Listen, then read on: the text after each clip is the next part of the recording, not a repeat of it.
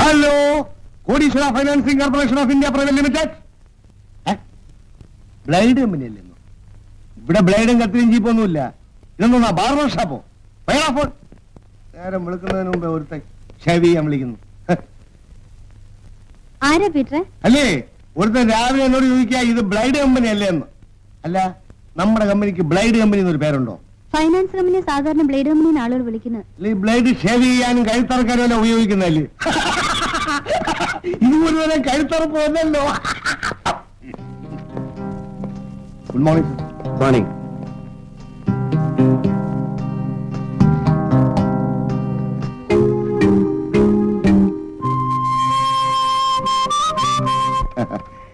അതേ, ഇന്ന് ശമ്പളം കിട്ടുന്ന ദിവസമല്ലേ? പോകുമ്പോ പീറ്ററൊന്ന് ഗവനിക്കണം. ശരി. ഞാൻ വെറുതെ പറഞ്ഞതാ. കിട്ടുന്ന കാശ് അതുപോലെ വീട്ടിൽ കൊണ്ട് കൊടുത്താൽ മതി. പീറ്ററിനൊന്നും വേണ്ട. 3-4 ബെല്ലടിച്ചില്ലേ? താൻ കേട്ടില്ലായിരുന്നോ? ചെവി 2 ഉള്ളൂ, പിന്നെ എങ്ങനെ 3-4 കേൾക്കും? നിനക്ക് അനുസരണം തീരെ കുറയുന്നു. 300 രൂപയിലെ ശമ്പളം, ദിവസം 10 രൂപയുടെ അനുസരണം കാണിച്ചാ പോലെ. അത് കാണിക്കുന്നുണ്ട്. മതി മതി മതിയെങ്കിൽ മതി.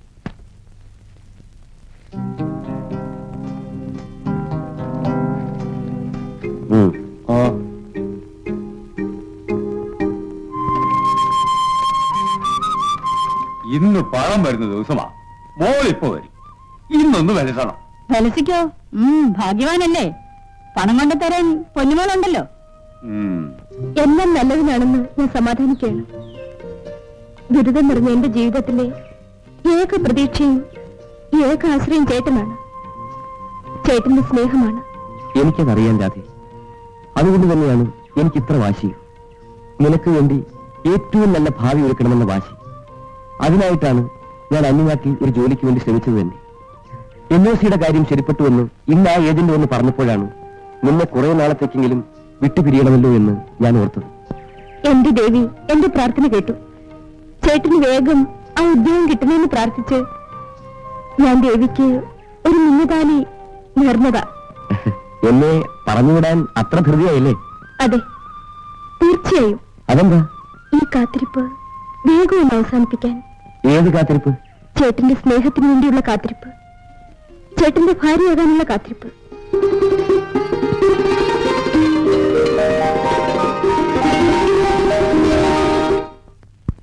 കേട്ടോ ബാലപിള്ളേ,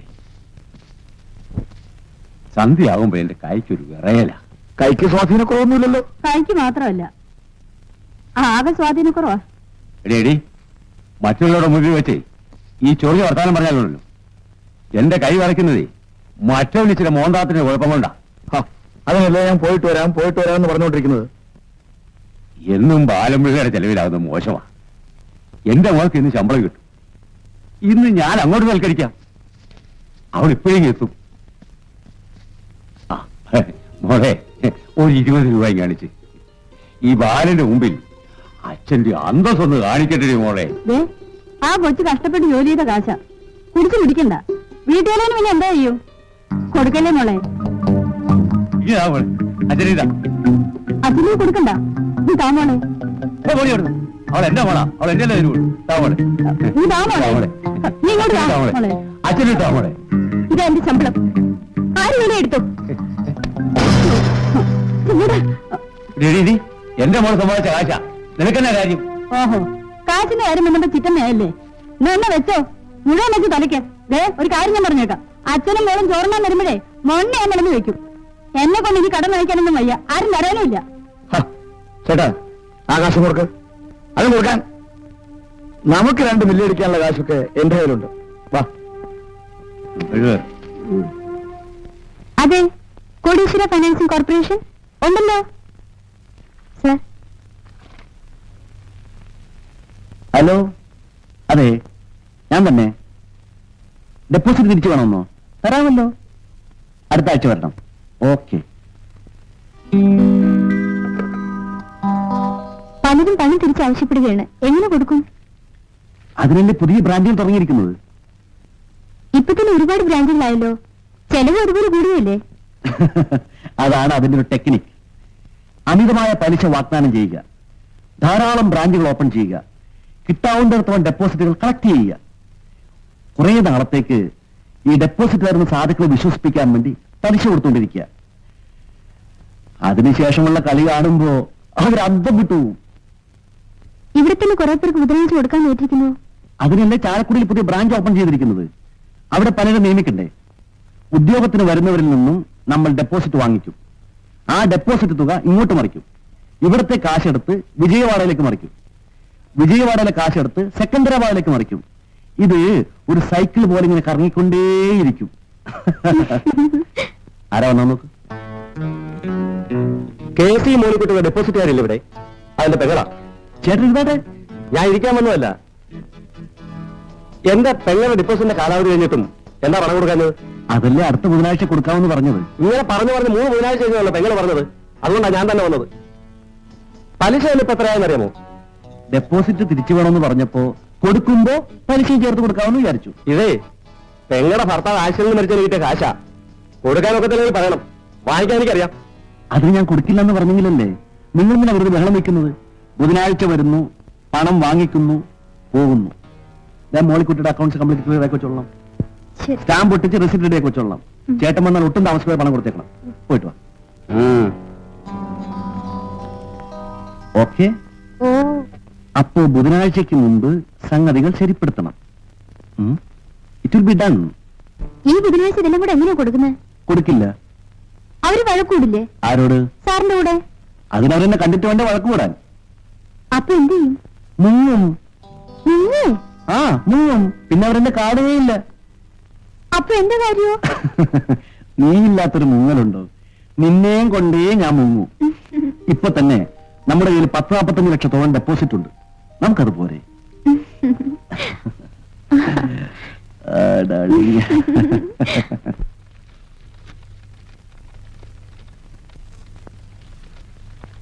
ഇതിന് കൈപ്പേര് കൊണ്ടുവരണം. ശരി. ഇത് രാധയ്ക്ക് കൊടുത്ത് ഒപ്പിട്ട് വാങ്ങിക്കൂ.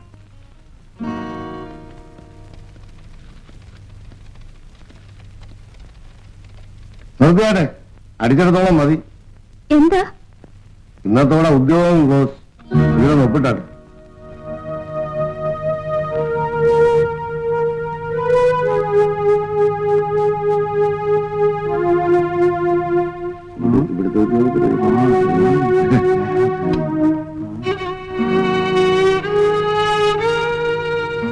ആ സെക്രട്ടറിയോട് ഒന്ന് പറഞ്ഞു നോക്ക്. ചിലപ്പോൾ 3 മാസത്തേക്ക് കൂടി നീട്ടി കിട്ടിയേക്കും. ശരിയാ, അവര് പറഞ്ഞ എന്ത് കേൾക്കും. ഒന്ന് പറഞ്ഞു നോക്ക്.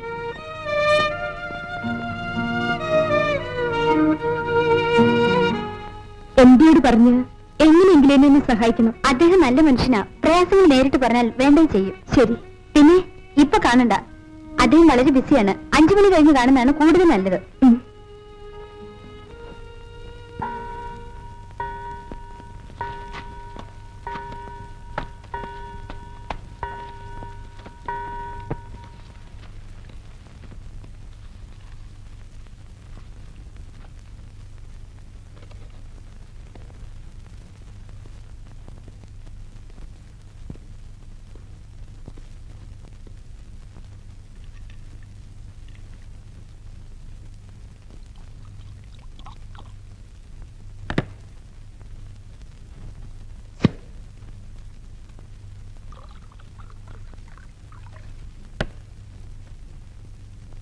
പോയി കണ്ടു പറയൂ.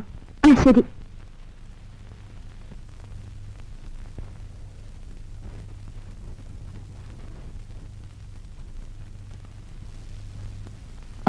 വരൂ. എന്താ കാര്യം? ടെർമിനേഷൻ നോട്ടീസ് കിട്ടി. അതെ. എന്റെ വീട് പട്ടിണിയിലായി പോയി സർ. ദയവ് ചെയ്ത് മറ്റൊരു ജോലി കിട്ടുന്നത് വരെ. ഈ കമ്പനിയുടെ പോളിസി എങ്ങനെയാണ്?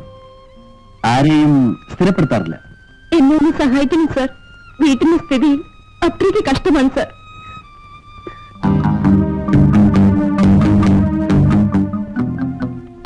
ഇരിക്കൂ.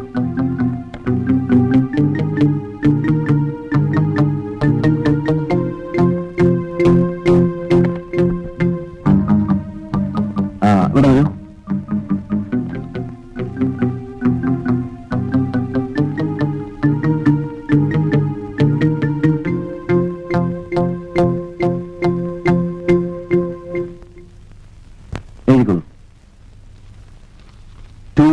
Miss Radha, etc., etc. In view of the personal representation made by you, and in view of our appreciation of your earnestness in your duties while in our service, the company is pleased to hereby revoke its earlier order of termination of service, which has been already served on you, and appoint you in a permanent character from this day in your present post. The company is also pleased to sanction an increase of ₹75 per mensum on your salaries, etc., etc. വേണ്ട type ചെയ്തോണ്ട് ഇപ്പൊ തന്നെ ഒപ്പിട്ട് കൊടുത്തേക്കാം. ശരി.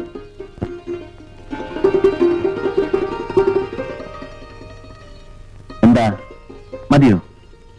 സാറിനോട് എങ്ങനെ നന്ദി പറയണമെന്ന് എനിക്കറിയില്ല സാർ. അത് പറ്റില്ല. നന്ദി വേണ്ടതാണ്. അതെങ്ങനെ കാണിക്കണമെന്ന് അറിയുകയും വേണം. എന്താ മനസ്സിലായില്ലേ? സാർ, രാധ എന്നോട് സഹായം ചോദിച്ചു. എന്റെ കമ്പനിയുടെ പോളിസിക്ക് എതിരായിരുന്നിട്ട് പോലും ഞാനത് ഉടനെ സമ്മതിച്ചു, അല്ലേ? അതെ സർ. അതുപോലെ ഞാൻ ഇപ്പൊ രാധയോട് ഒരു ഫേവർ ചോദിക്കുകയാണ്. എന്നെ കൊണ്ട് രാധയ്ക്ക് ഇനിയും ഒരുപാട് സഹായം കിട്ടാനുണ്ട്. I promise that. ആ അപ്പോയിന്റ്മെന്റ് ലെറ്റർ ടൈപ്പ് ചെയ്തുകൊണ്ടിരിക്കുകയാണ്. അത് ഒപ്പിട്ട് നിന്നെ ഏൽപ്പിക്കുന്നതിന് മുൻപ്